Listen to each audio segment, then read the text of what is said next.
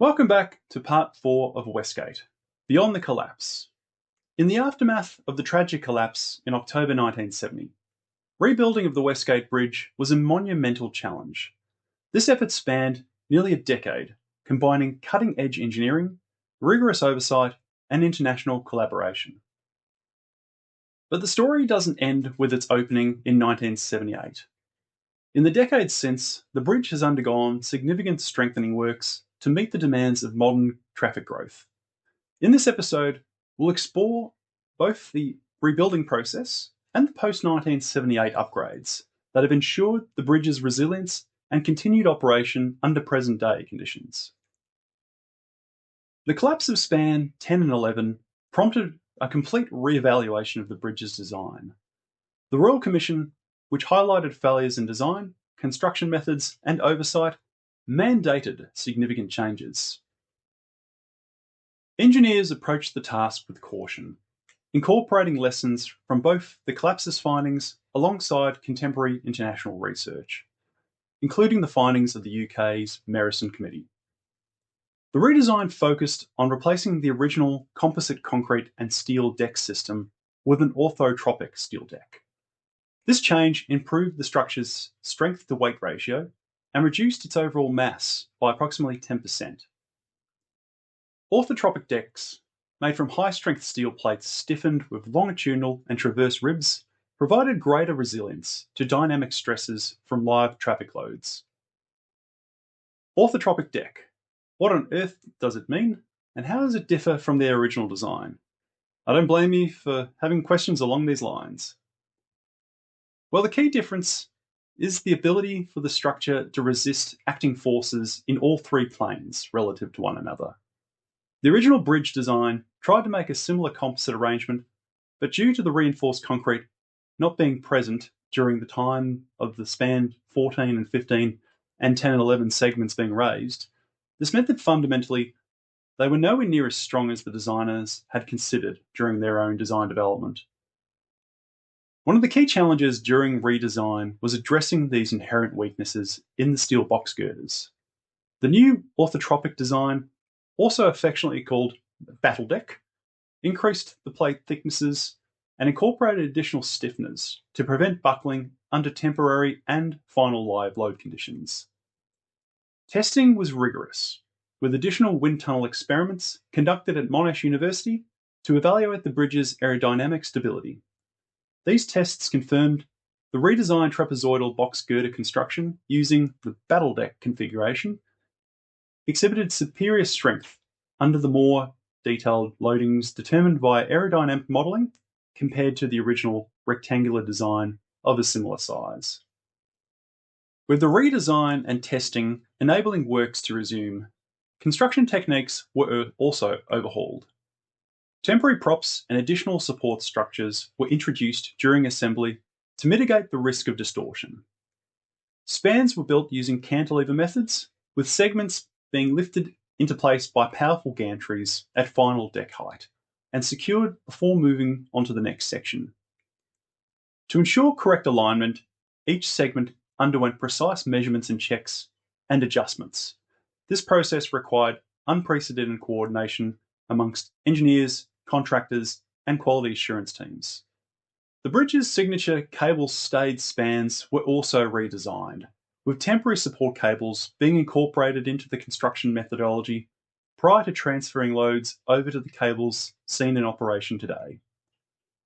The support cables, made of spiral strands of galvanized steel, were pre-stressed and anchored to reinforce steel modules within the box girders. Hydraulic equipment ensured precise tensioning, which was critical for stability of the long central spans. With this new and revised approach in place, works were able to progress safely in the years following recommencement of works at site.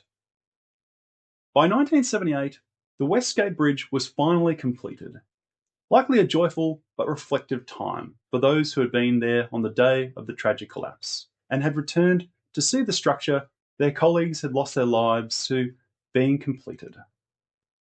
It opened with 8 operational lanes, 4 either side, and an additional emergency lane on its outer edge.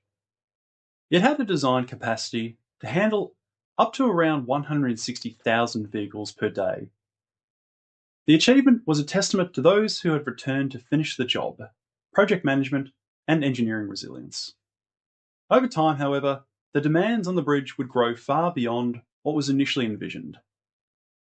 By the early 2000s, the Westgate Bridge was now carrying well over its 160,000 vehicles a day, beyond the occasional design capacity limits. The growth of Melbourne's West had clearly been highly successful, but with this success came challenges like those of projects past, like my former video on the King Street Bridge failure.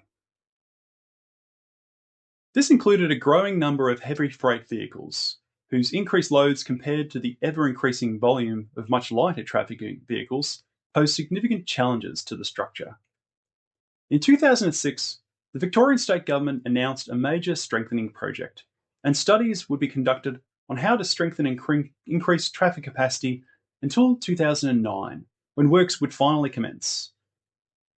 This total effort aimed to ensure the long-term stability of the bridge while complying with modern design standards and accommodating future traffic growth. The strengthening project involved extensive upgrades to both the steel and concrete sections of the bridge. For the steel spans, new access openings were introduced to improved inspection and maintenance capabilities.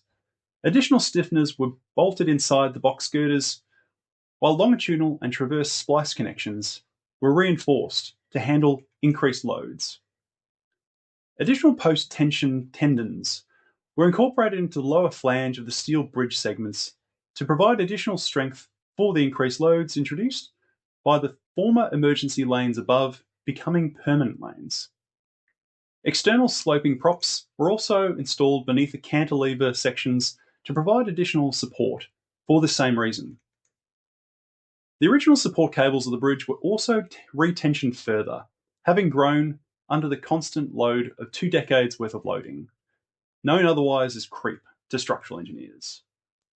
Surveys of the bridge during early 2007 indicated that the centre of the span had dropped roughly 300 millimetres, a very small deflection over its entire length, but something which would need to be rectified before further loads and modifications could take place. The concrete viaduct approaches on the east and west banks of the Birrarung also underwent significant modifications. Longitudinal post-tensioning tendon systems were installed inside the box girders to enhance their load-carrying capability. Externally, carbon fibre reinforced polymer strips were applied to strengthen critical areas of the cantilever wings. These materials provided lightweight yet robust reinforcement, addressing design concerns about cracking and deformation under heavy loading. The strengthening project wasn't limited to structural enhancements. The former emergency lanes were converted, as mentioned earlier, to full traffic loading lanes, increasing the bridge's capacity from 4 lanes in each direction to 5. This change, combined with the broader M1 freeway upgrades, helped alleviate congestion and improve traffic flow across Melbourne. Traffic and public safety were also made a priority.